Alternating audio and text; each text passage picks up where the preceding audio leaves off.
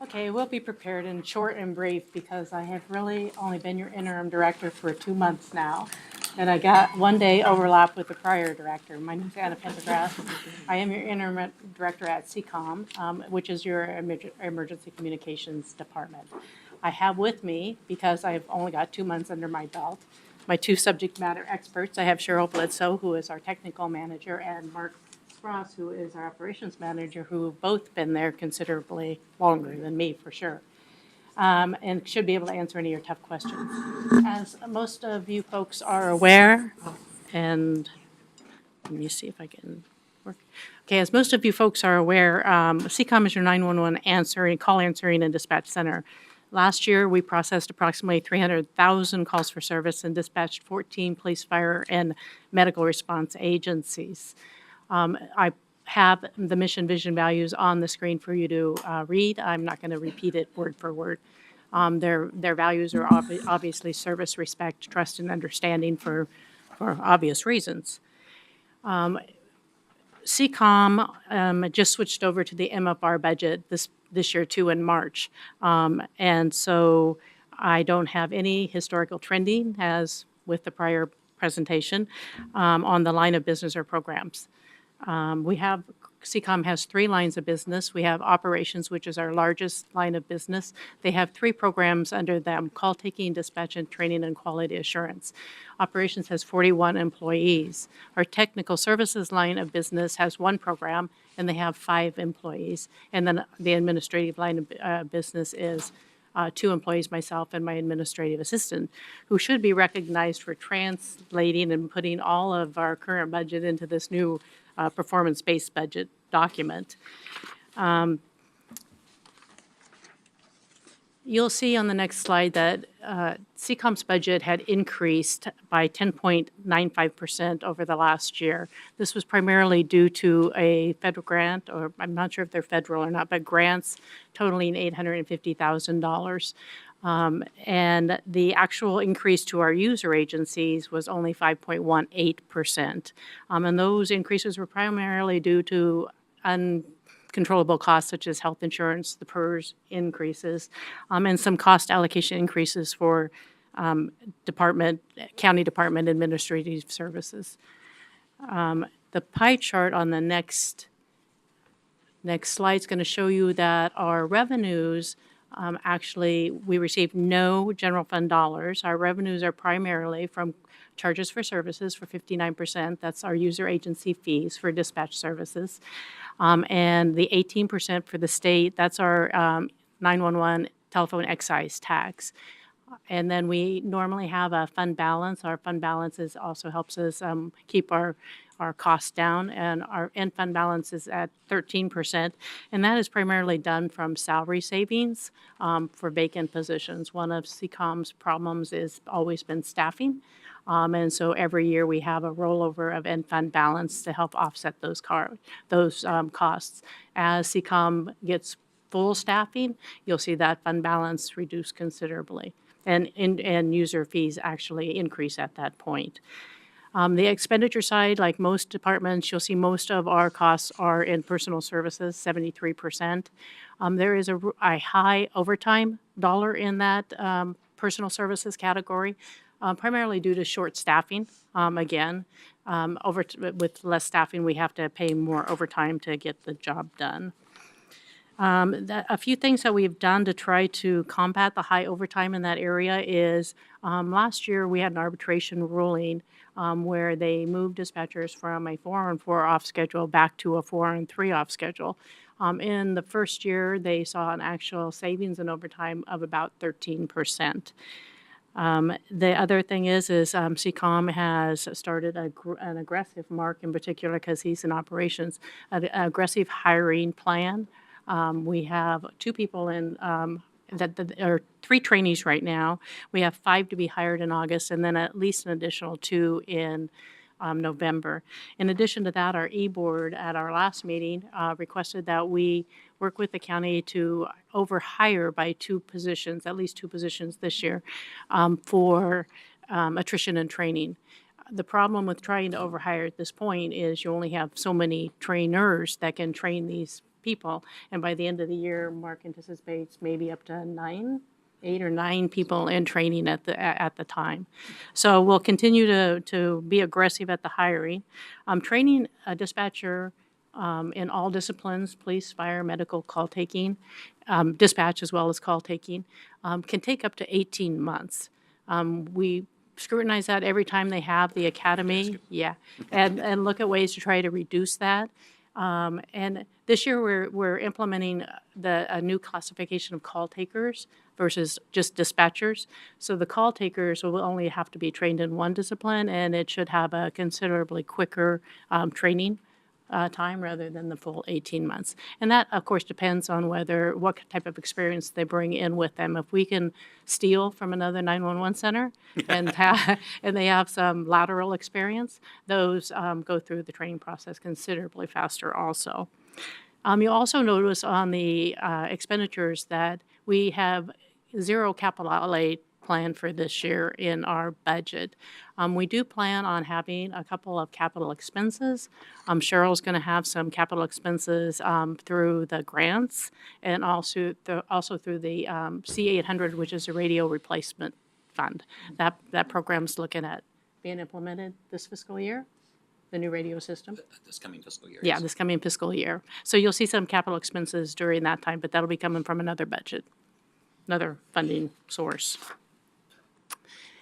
The next slide, you're going to see also that Cressa, I recently retired from Cressa a couple of years ago, so I had a feeling I would slip in and say that. I told Mark on the way over. CCOM has only increased by one person, and that person is going to be in the technical services area. CCOM participates in a metro area or multi-area joint CAD system. CAD is our computer-aided dispatch system, where they actually input all of the calls for service, dispatch the resources, and then monitor where responding agencies go. They also participate in the Portland Dispatch Center Consortium, which is another consortium of all the dispatch centers, 911 centers in the region, including Clark County, Washington. The position that was added is it's called a Magix PDCC manager, a coordinator, project coordinator, and it's actually funded from input from all of those member agencies. So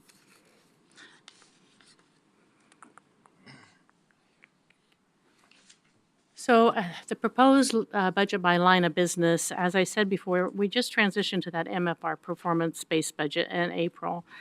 So the lines of business don't have any historical comparison in budget numbers. For the first year, what we did was primarily take the overall CCOM budget and then allocate it out to the different programs or lines of business by the number of employees in each program. If there was something that we knew specifically was for a dispatch area or a training area, we did put those in those areas. But for the most part, for the first year, we just allocated out by the number of employees. And as they spend through the years and as they look and see where things are better allocated, then for the next year process, they'll be able to put those in the appropriate lines of business. So as it shows, 72%. It has 41 employees in it, is our largest line of business. Technical services is the 23%, and then admin is the 5% of lines of business. You will also see that since we just moved to this budget, that the statistical information and the targets, we've established targets in all of the programs, but we do not have information available this first year for that type of data, for the targets, for the results. In the past, we've monitored and looked at different key performance areas, such as answering the phone call, 911 line, within 10 seconds, 95% of the time, or dispatching responders by priority, the type of call, and by the priority. So we've monitored that in the past. However, we recently moved to a brand new CAD system and had some staffing issues, and we don't have any of those statistics currently available. But like I said, as they go through the years and get all the CAD system up online fully, we'll be able to produce those types of statistics again. In addition, 2 of our operations programs, our call taking and our training and quality assurance programs, are new positions. While we've identified targets, they still have to establish a monitoring tool and establish those types of things. And as they go through the year, they'll actually probably look at some different targets and stuff too, or identify some different targets that will be better able to be monitored. So in the budget itself, you'll see that we put in there some program or some targets and that type of stuff. But I didn't want to put slide after slide of not available. So I figured I'd put one slide up here and let you know that, we don't have the historical, trending that comes with most of these budgets at this time. So, let's see. I think we're almost done. Yeah, so I wanted to close with just a little bit of the trending issues and what'll happen. Population growth we know is going to be an increase in Clackamas County, and it will increase our 911 call volume and responses that have to be dispatched to our response agencies. To address this, like we said, the agency this year has developed by adding a call takers instead of just dispatchers. The board has directed us to add 2 call takers a year until full staffing. And so that is our charge, and we have established those, and those are the people that are in the training processes right now and hiring processes are those call taking positions. The other thing that will need to have happened is as the call takers and as we become full staffing, the agency really will need to look at other areas of technical services, administrative support, and training, and do workload analysis to see about the increases and whether they will need additional staffing to help with the training of the new people. Any budget increases that happen because of that, we are assuming, and what has happened in the past is it's primarily been funded through our user agency fees or any increased fees from our 911 telephone excise tax. The other thing that I'm developing in the short 2 months is we are developing a 10-year forecasting model that includes the new positions that have been requested by the board and any capital outlay replacement or new acquisitions. The only thing that I'm not factoring into that is the facility. The facility is in bad need of replacement. And until we identify costs and funding and timelines and stuff like that, that hasn't been factored into the 10-year forecasting model. So when I leave these fine folks in a short amount of time, I hope to give them the tools to look to the future and have some planning and some forecasting to go on. And I'm hopefully bringing you guys up to speed a little bit faster with your next break or appointment, because that pretty much is my overview of CCOM in a nutshell. And like I said, I definitely have brought the experts that will have the answers if you have any questions. Thank you very much, Anna, and welcome to the team. Mike. Thank you. Thank you very much, Anna, and welcome to the team. And we look forward to next year's presentation when you'll have some of that data to compare with. So there you go. Good luck. Yes, Oh, yes. wow. They Okay. will have that data. All right. So at this point, we have a couple of folks with questions or comments. We'll start with Commissioner Humberston and then Mr. Feely. Thank you for sharing the 18-month training period. I think it's important for people to understand how long it takes to get an operator up to speed. Yes. It's a long time. And it's a hard job. Not anybody can do this. Yeah. There's a high turnover in training because it's a very, very difficult job. The tours I've taken through the facility, I'm going, I don't know how I would ever work in that situation. So it's remarkable as far as I'm concerned. Yeah. On the recruiting end, just a suggestion, if you haven't already considered it, looking at where military folks muster out of the military, and some of whom are radio operators, among other things, could be a source of employees for us to consider. That would, and then I think I had one other. As I recall, and I'm not sure I got it right, but just in case, going through the tour, you were working at the time on how to have compatibility with cell phone texting and things of that nature and the 911 system. And I was curious as to what progress you may or may not have made under that, with that I believe one. that's called Next Generation 911, and I'm going to let Mark actually talk about that just a little bit. Sure, thank you. That's a great question. So specific to texting, we do have that actually in Clackamas County as well as the metropolitan area. We participated in a joint project with all of the metro area centers to become the first in Oregon to accept text. Our challenge is with all of our technology, it's another siloed standalone system. So it's not integrated into our equipment, which becomes a challenge for our dispatchers.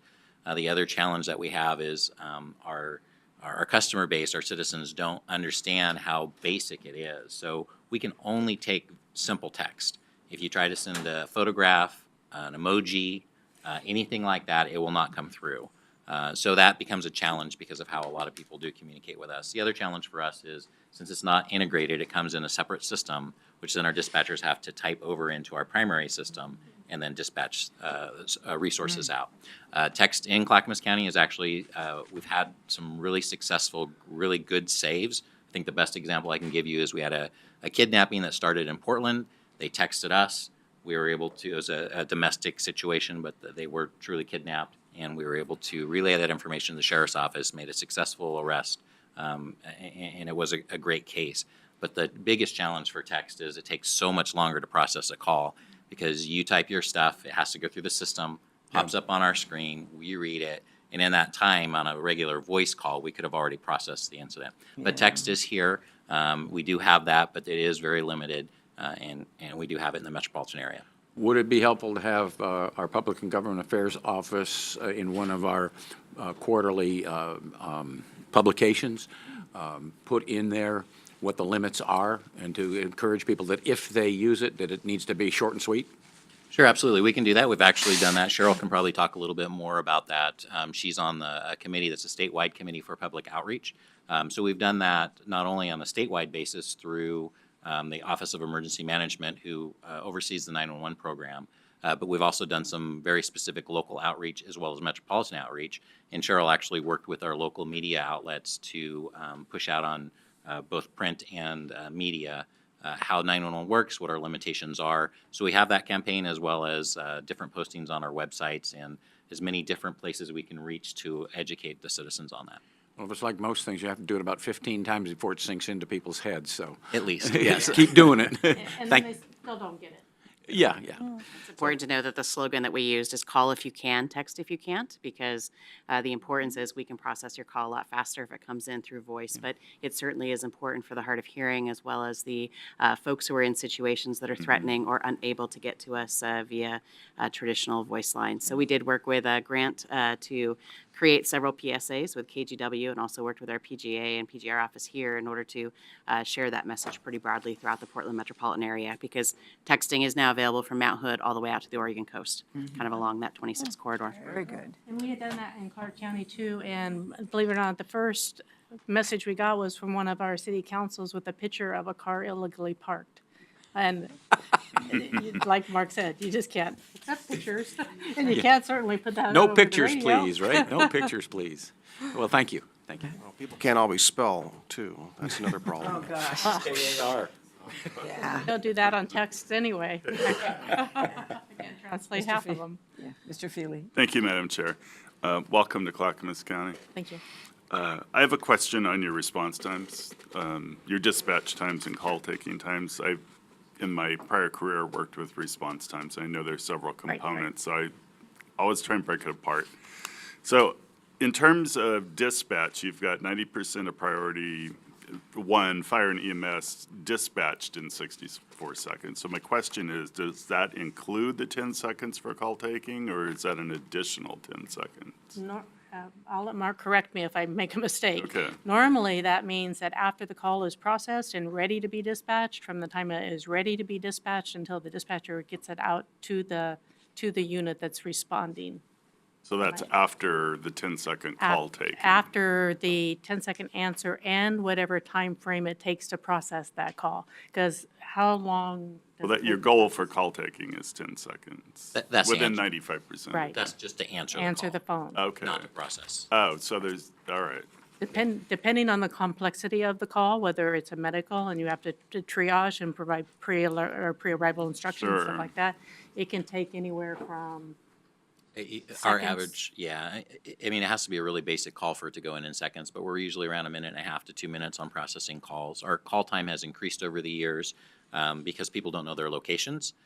And our technologies, which rolls into next gen and what we call phase 2 cellular technology, is horrible. So in the days of landlines, we would get an address, and so we were able to really quickly process the call. Now people call from their cell phones, and they're under the where they are.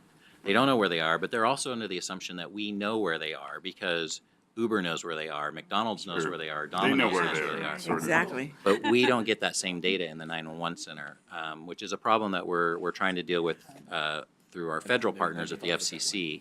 But they don't provide us with that detailed information. So it takes longer for us to process the call because the callers don't understand. It's usually, well, it should show on your map you know where we are. It's like, well, we don't. So we go through that process. And then they don't know where they are. And so it takes longer to Maybe process. I'm a little confused now, but is that a third element of this whole process? I mean, you've got call taking and then dispatch, but it sounds like There there's is, processing in the yes. middle. That is, and Okay. I don't believe that there's any measures for that yet in there, but that certainly is a target that they may Well, want to look that's why at. I asked, 'cause Yeah, it's always, yeah, it's like, you have the how are you call answer, measuring call it? process, and Got then it. Okay, dispatch. thank you. Mr. Magdalene? Is there, thank you, has there been a change or in the mix of calls, meaning what are they asking for, what do they need? And I think of paramedic units going out for whether it's a drug overdose or to the senior centers or whatever. You'd be surprised at the different calls we receive that aren't calls that should be coming to 911. But Mark, can you answer that? Yeah, you know, the easiest thing is we can stick with the theme that you're hearing from all the other departments. Mental health is becoming a larger proportion of our calls, but it becomes a little bit more complex in our operation. So the mental health will oftentimes go into the domestic violence calls or the juvenile calls or the other types of calls that you hear. But in general, our call type by season is about the same. Our summer months are typically more outdoor type, search and rescue, alcohol-related type calls. During the winter, we typically have more domestic type calls or around the holidays. But we cover the gamut. And when I tell people they come into the center, if you can think of it, literally think of it, we have had a call about things that happen, and you sometimes have to ask. We don't say this to our callers, but we have to oftentimes ask, at what point did that sound like this was a good idea before you called us?